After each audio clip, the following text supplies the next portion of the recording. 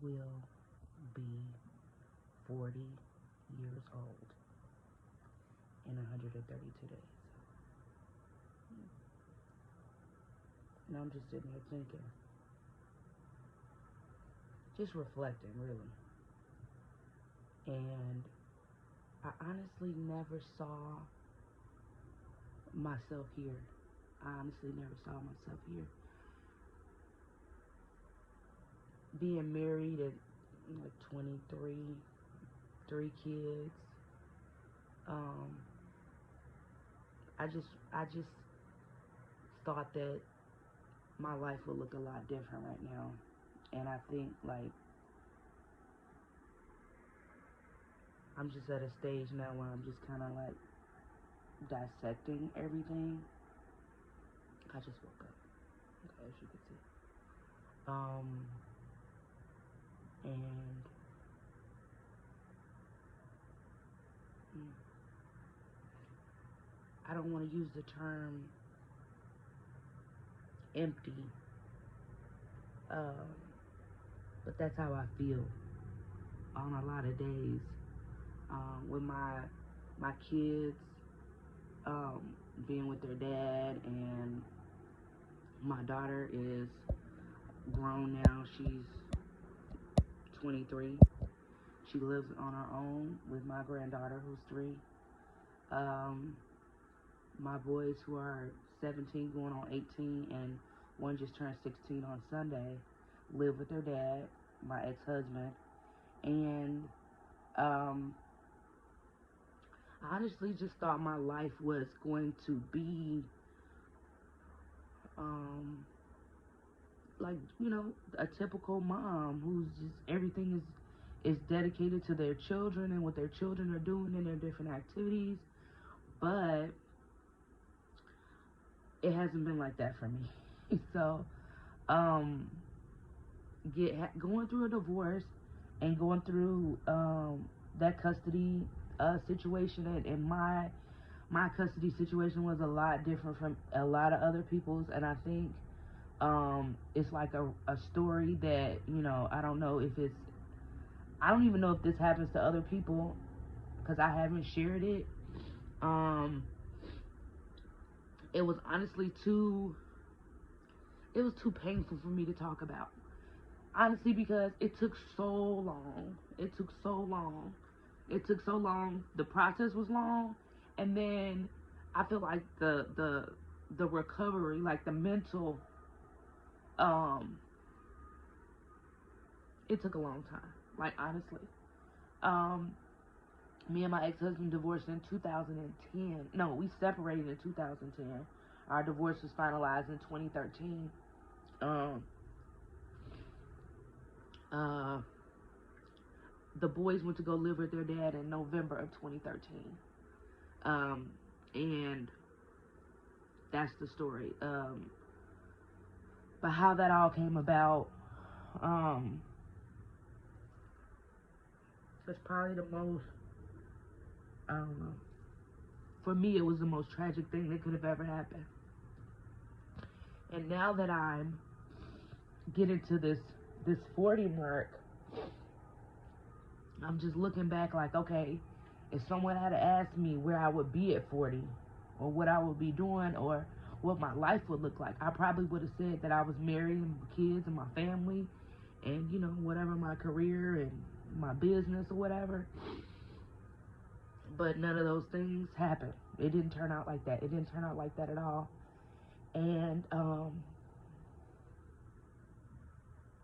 that's just one of those things where you just like, wow, I need a new plan. Like, um, I need a new plan. And women, mothers, you have to have your own life. This is what the situation taught me. This is what it taught me. Even as a mom right now, if you're a mom right now and you got kids, and I know how consuming being a mom is. Your kids are your life. My kids are still my life, but they were my life in a different way when they were physically with me every day, and I was responsible for them every day. when I was no longer responsible for them every day. They no longer needed me every day.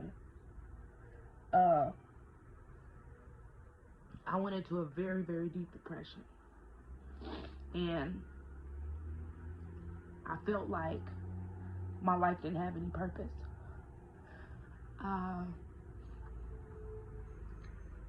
That was it. I felt like, okay, from the time I was 16, when I had my first child, my daughter, beginning of my junior year in high school, I've kind of just been on this program of work, school, taking care of my baby. And then it was work, school, my baby, my husband. You know what I'm saying? Then it was work, school, my baby, my husband, and now I got 2 more kids. You see what I'm saying? So when that routine, it's more than just a routine, it's a program. Because that was my program, was taking care of other people. And I never realized I really wasn't taking care of myself. What I thought taking care of myself was just making sure my hair was done, or going to get my nails, a manicure and a pedicure or something like that. But like really taking time for me, really knowing who I was as an individual person, what I liked, what I enjoyed. I mean, honestly, for years I didn't even know who I was. I didn't. You know, I knew I was smart. I knew, you know, like that's just from, you know, school. Like I was always a straight A student. I always just really excelled academically. Socially, not so much. And the funny thing is, like, people meet me, they're like, oh, you so this and this and that. But I'm not super like a social person. I'm social amongst groups that I'm comfortable in, or people that I'm comfortable with. But even though I'm a Leo, for the most part, if you see me out in public and I'm like in a new place, I'm in a corner somewhere, I'm chilling in the cut, I'm just watching, you know. But what I realized is that I didn't know who I was. Like, I didn't know what I wanted out of life. I had created a life that was entirely about the success and the well-being of my family and my husband, and I didn't think about me. I didn't, you know, I didn't do anything for me. I really literally didn't do anything for me. And when it came to spending time alone,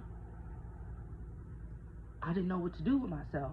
I would sleep for hours, like literally. I didn't recognize what was going on. I didn't really know that that's what it was. I kind of did, but I didn't.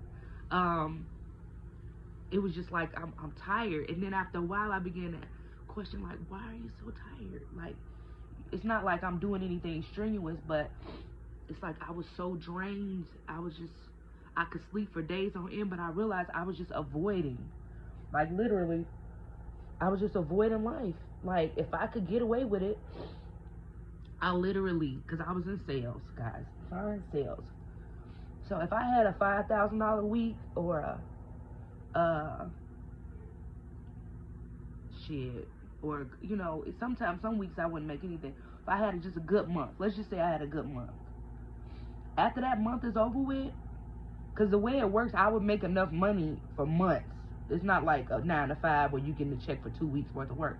I'm getting thousands and thousands of dollars. You know what that means? I've worked. I've been able to go out into the field and make money. I'm able to swallow whatever is going on. I put this mask on. Nobody knows I'm sad. Nobody knows I'm depressed. I get dressed, I go out, and I play the role, okay? But then after I make that money, I'm in the house for 3 months. I'm not coming outside. I look at my account. I can pay all my bills. The whatever customers or potential clients that I could have gotten in that 3 months, I don't even care. because I don't even have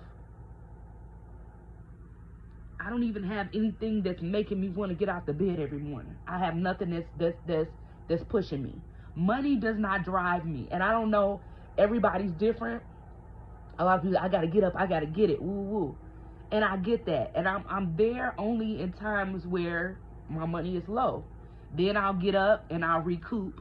But for the most part, I felt like nothing really drove me. Nothing really made me happy.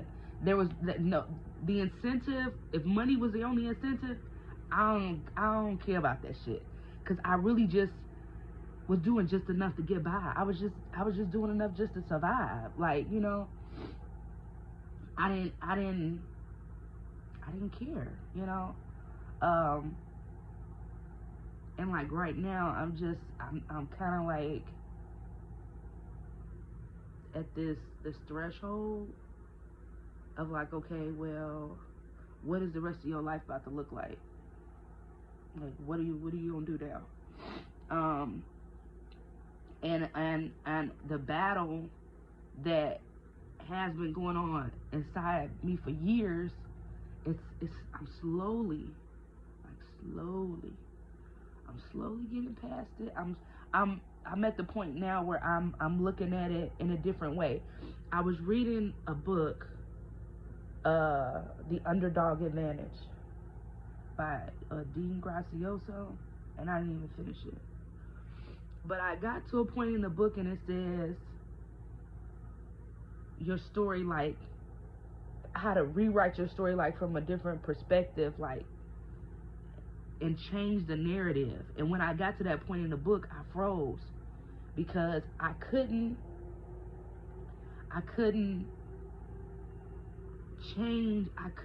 retell the story in a way that made it seem good.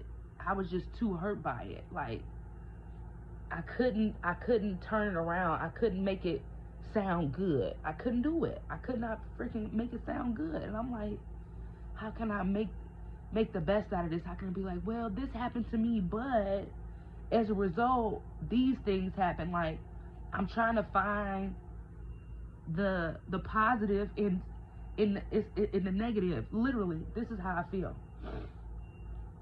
I feel like I was a pile of shit.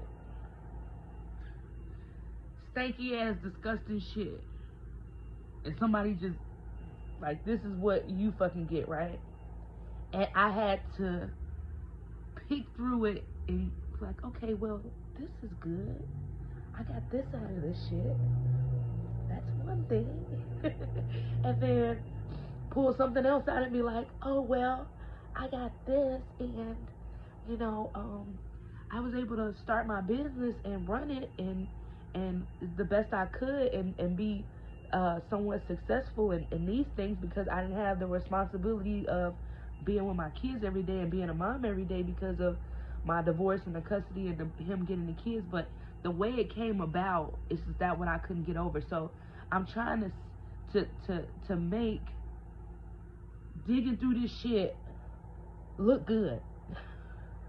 Literally, that's what I feel like. Like, I was digging through shit, trying to find something good. Like somebody told me, like, man, they had a big ass like sewage spill on a diamond mine. There's some stuff in there. You just gotta dig down and get it. And I was just looking, and I was just getting little pieces of something that was valuable, little pieces of something that I could say, okay, well, I probably wouldn't have gotten here, or this probably wouldn't have happened this way if it wasn't for all of this shit. And I'm gonna tell you, like, your ability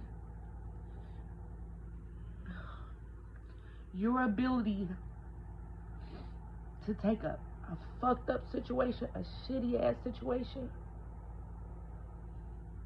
and get something good out of it. If you can do that, you're a bad motherfucker, for real. Because it's so easy. It is so easy to sit and think about all those things that went wrong, it's so easy to think and sit and think about who did what to you and why. It's easy to sit around and think about wanting to get back at people. Like, oh, this so-and-so, he gonna pay for this. But those feelings, those thoughts, they don't serve you. And it's something I had to learn. And I've never been a revengeful person. I've never been a vindictive person at all. I'm very much the type of person where I just sit back and I just wait. I just wait. Because I just believe that what you put out is what you get back. That energy, whatever, vibration that you own, that you get that back. That you get it back. But this coming up to 40,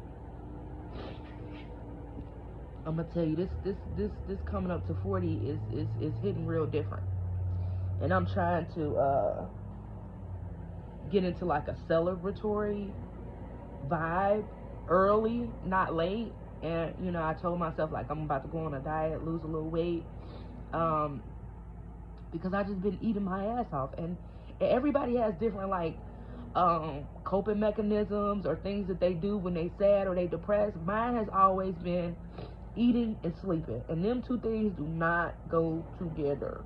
Okay, very, very bad combination right there. So I just wanted to do this video. I was listening to Gary Vee this morning, and he was talking about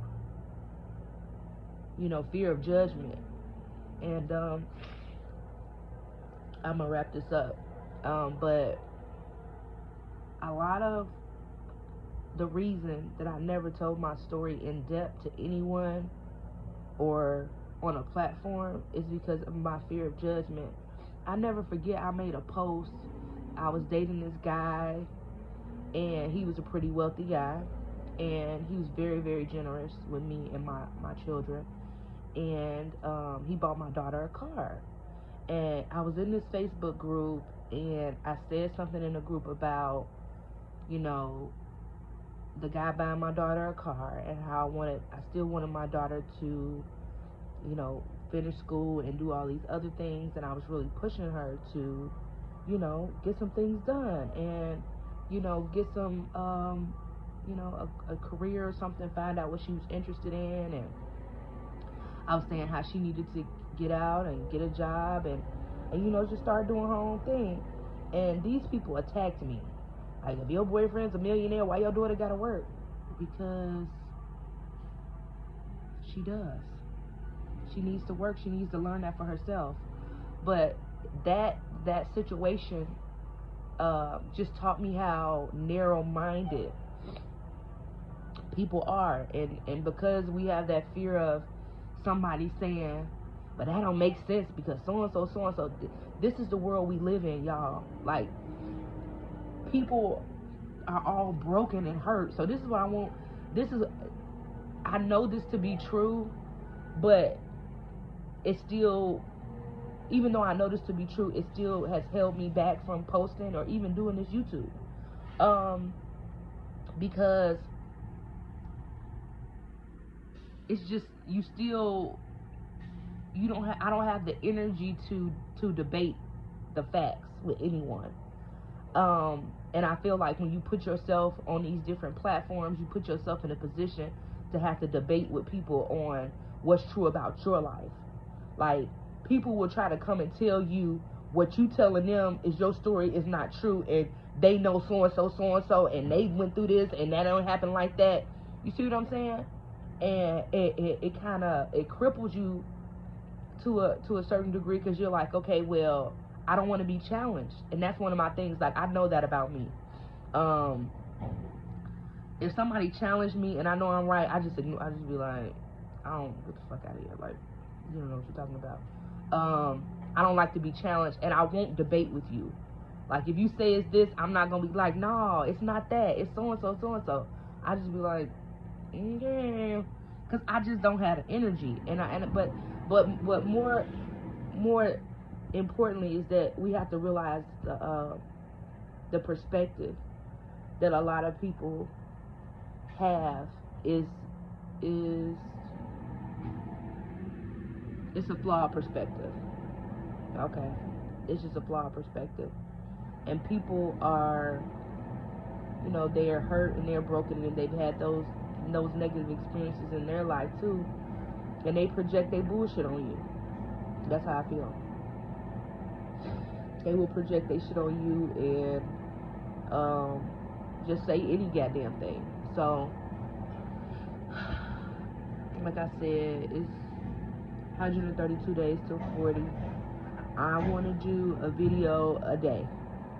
So my goal is to do a video a day to 40. And kind of pull myself out of the depression that I've been in. And I'm going to do another video. And I'm going to just, I think, don't judge books by its cover, y'all. Don't do that. Y'all do that a lot. And I say that all the time. You cannot judge a book by its cover. And I want people to stop looking at people and seeing what they wearing or seeing what car they drive and assuming that their life is great. Or assuming, you know, like, oh, then you got it this. No.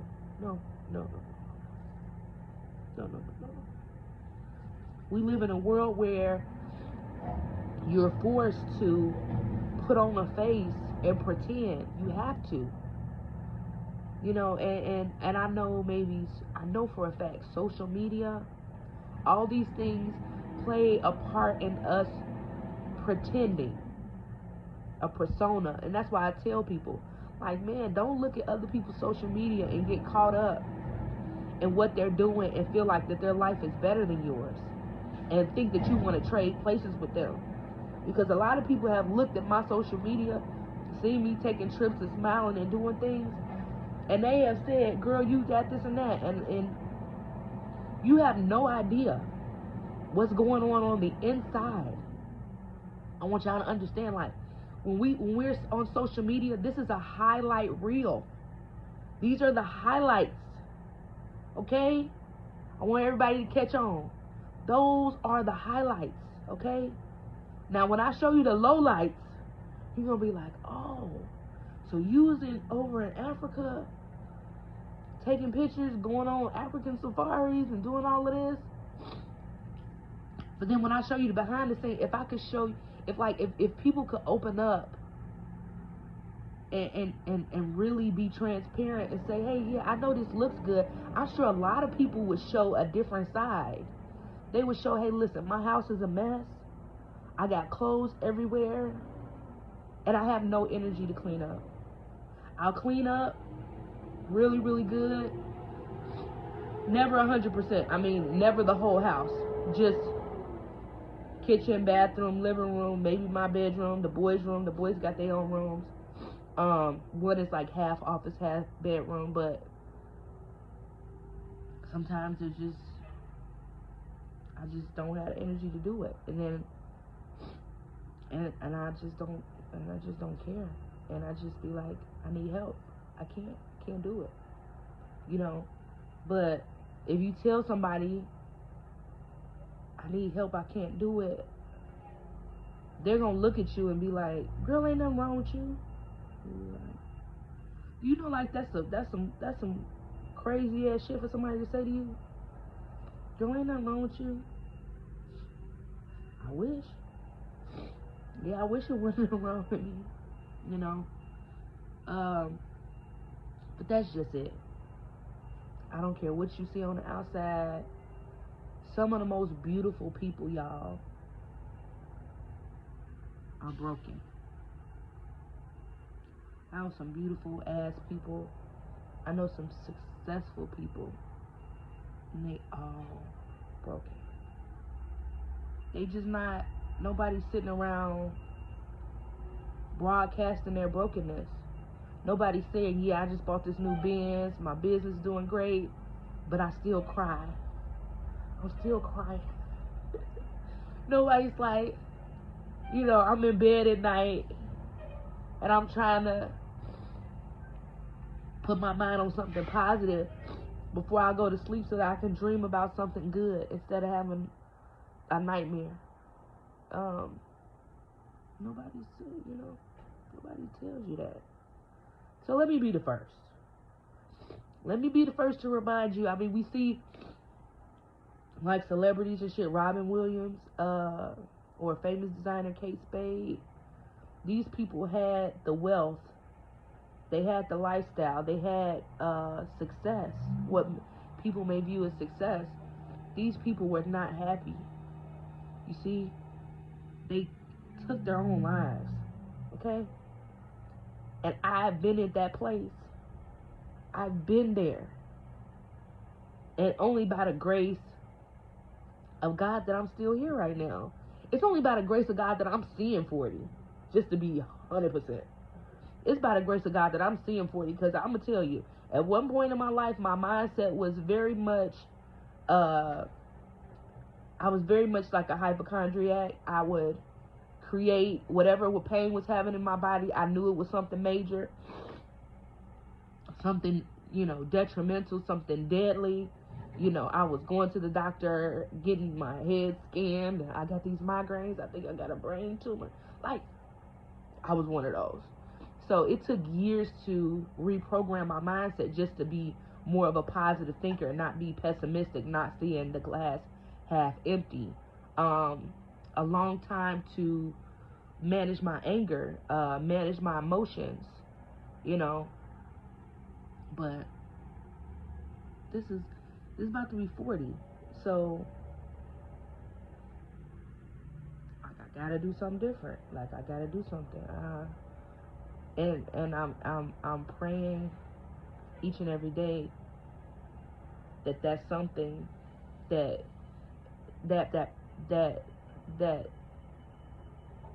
purpose, that thing that you do that changes everything, that one step that you take that changes the trajectory of everything. That's what I'm looking for. Like, okay. And you know, when I think about what I'm good at, and I'm thinking of, you know, I've just got all these things running through my head, like, what are you good at? But what are you passionate about? Well, what would you do for free? And I'm at that point in my life where I have to figure it out. Like, I gotta fucking figure this shit out. And that's what I'm working on. I'm working on getting it together. And I want to dedicate this video to Eva Darling. Eva Darling is one of my homies, my Ace Coon Booms. Naima is her little sister, and she started a YouTube channel, and I think we both Leos too. And I see so much of me in her and some of the things that she was talking about. So I'm like, you know what? She inspired me. She really inspired me. And I wanted to dedicate my very first video to her, because I watched her video this rising when I got up. And I was like, I'm proud of her. You know, she did her video. You know, it ain't perfect, but that's another thing. Done is perfect. Just get it done. Like, we put all these little obstacles up, and things have to be a certain way before we move, and sometimes that holds us back. So I'm dedicating this video to Eva Darling. I love you, girl. Keep doing what you're doing and keep your spirits up. And this is my first official video, countdown to 40.